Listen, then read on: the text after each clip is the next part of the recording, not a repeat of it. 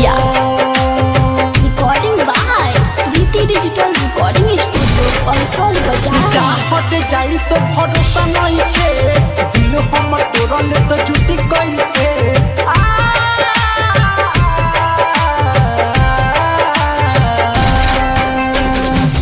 बहुते रोअबले है बारे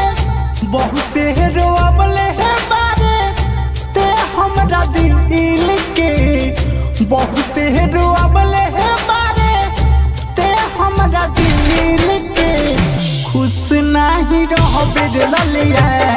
भतरा से मिल के खुश नहीं रहबे रे पूजवा सजना से मिल के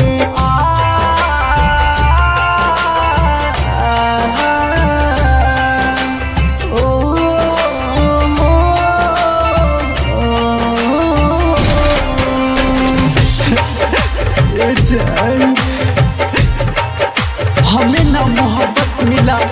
ना प्यार मिला हमें ना मोहब्बत मिला चकिया। ना प्यार मिला हमको जो भी मिला बेवफा यार मिला हमें ना मोहब्बत मिला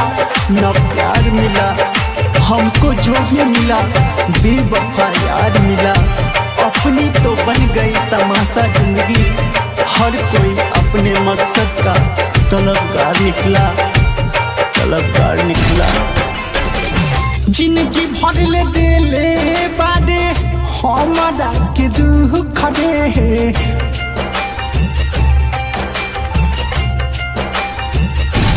हाँ हाँ जिंदगी भर ले दिले बारे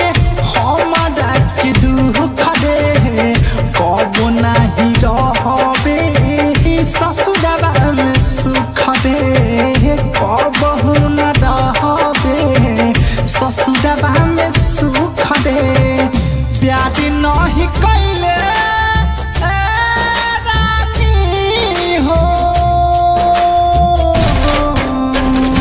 प्यार नहीं कैले हमसे कोई दिल से खेल दे प्यार नहीं कैले हमसे कोई दिल से खेल दे खुश नहीं रहबे ललिया भतरा से मिल के खुश नहीं रहबे ललिया भतरा से मिल के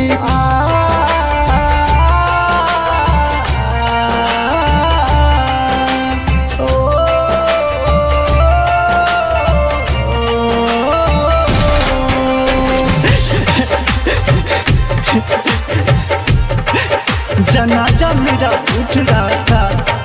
फिर भी तकलीफ थी उसको डीजे मुकेश चकिया। जनाजा मेरा उठ रहा था फिर भी तकलीफ थी उसको आने में बेवफा घर बैठे पूछ रही थी बेवफा घर बैठे पूछ रही थी कितनी देर है जनाजा जाने में कितनी देर है जनाजा जाने में कहल रहे हमसे सिकंदर छोड़ के न जाए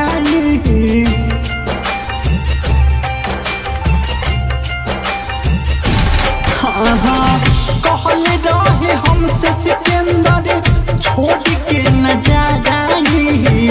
जाई हट जाई तो के कोई से भुलाई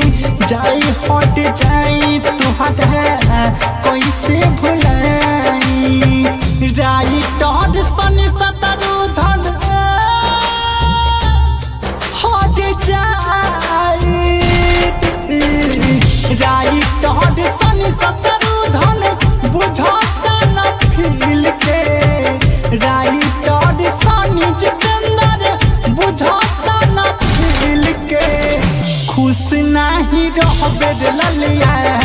भतरा से मिल के खुश नहीं रहबे पूजवा सजना से मिल के। Recording by Preeti digital recording studio Pahsaul बाजार।